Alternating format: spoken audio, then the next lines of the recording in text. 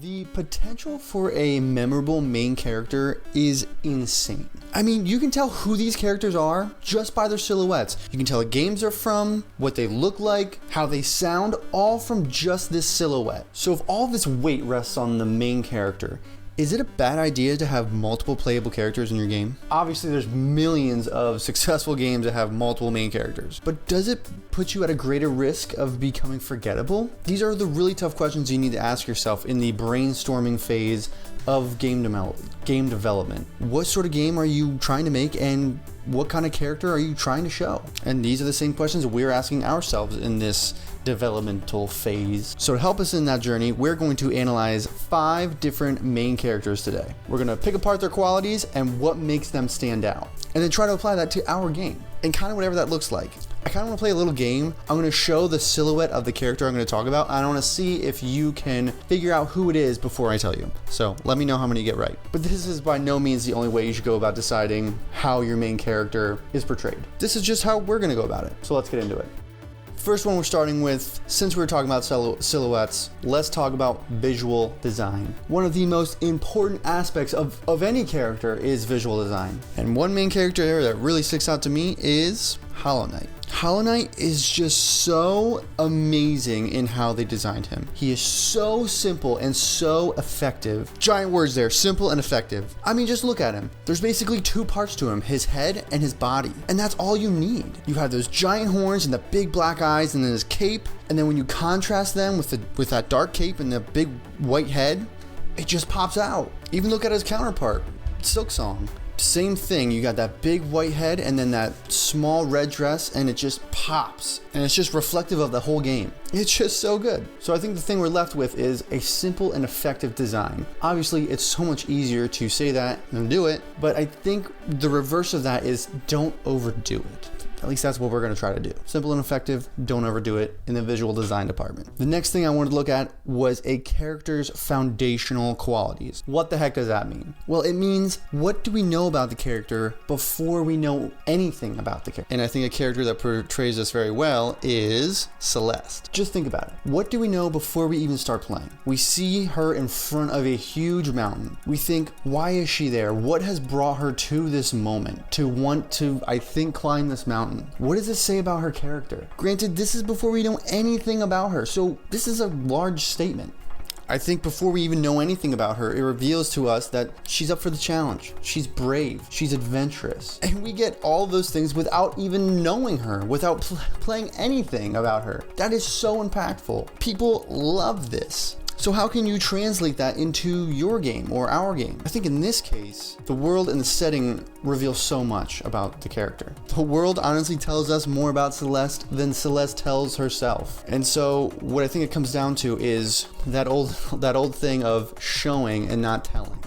And that's extremely difficult. But I think that's a great place to kind of start and lay those foundations. So I think that's going to be something that we're going to be thinking about when we reveal our characters to the player.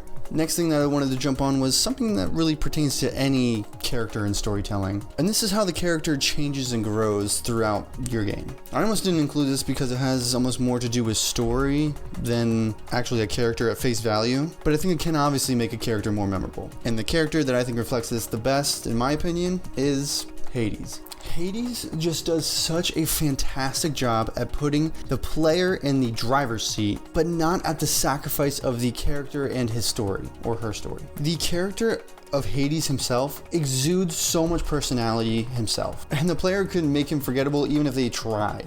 And like I said, it puts the player in the driver's seat when it comes to that. The player gets to decide who he romances, his relationship with his father, and his relationship with his mother, and the player is given all these choices, and it does not sacrifice the character at the end at all. And I think that is an amazing feat. And honestly, out of all the qualities and things that I talked about today, this is kind of the hardest one to get right.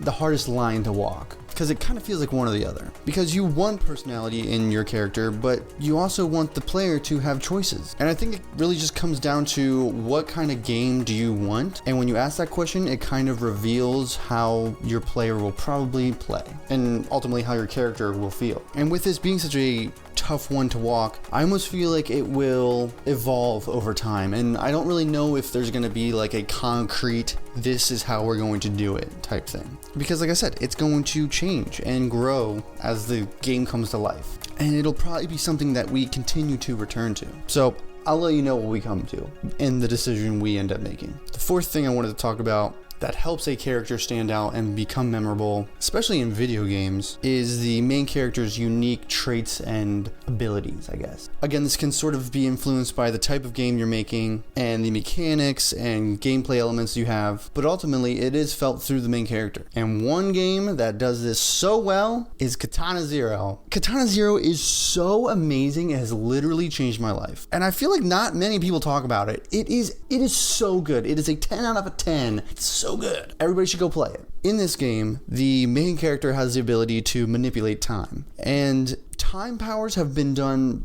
time and time again. And just when you thought you've seen it all, especially from a game, Katana Zero comes along and kind of flips it on his head and does it so masterfully. And because of that, it has just lodged itself in into my brain and has been so memorable in my development process. And kind of like the story thing, you really have to look at this from like different perspectives, and it's really tough to get right because what's fun for you might not be fun for other people. But I think if you just take the time to really dive into the ideas you have for your game, especially from a gameplay perspective, you can give yourself a fighting chance when it comes to standing out in your character's uniqueness, in their abilities, and how they interact with the world. Katana Zero does this so expertly that I kind of you should just go play it to better understand what I'm trying to convey. Because it is kind of hard to put into words what I'm trying to say. I mean, think about games that have stood out to you that kind of flip its gameplay on its head. That take something that is, as overdone as time travel or time powers and make it unique. I'm very curious. I would love to hear what that is for you guys. But I think when it comes to our game and maybe how you would want to do your game, I think it makes all the difference to really take the time and try to subvert expectations. And I think that's the line that I want to use for this part. Subvert expectations. Take something that everybody thinks they know and make it different. Subvert expectations. That's what we're going to try to do for this part, at least. To try and stand out and become more memorable because of it. I feel like I'm rambling now, but let's get on to the fifth one. The fifth one is sort of similar to the third one, I think, about player choice and player's arc or the character's arc. But this one is more of how the player affects the main character through gameplay and world building. Again, this might sound a little confusing, so I think the character that probably will best help you understand what I'm trying to say is Dead Cells. Dead Cells does this amazing job at showing immense amount of personality through its character while also reflecting the player's choices through item pickups or where they choose to go throughout the world. It reflects the player. Hades chooses to show this through story, which is fantastic, but Dead Cells does this through gameplay. And I think that's the kind of the main takeaway. You need to make a choice. Really, the main question you need to ask yourself when it comes to this part is, do we want to show the player who the character is, or let the player decide who the character becomes? And again, with a lot of these things, it kind of comes down to the type of game you want to make. Because while Hades and Dead Cells share a lot of qualities, they are also very different.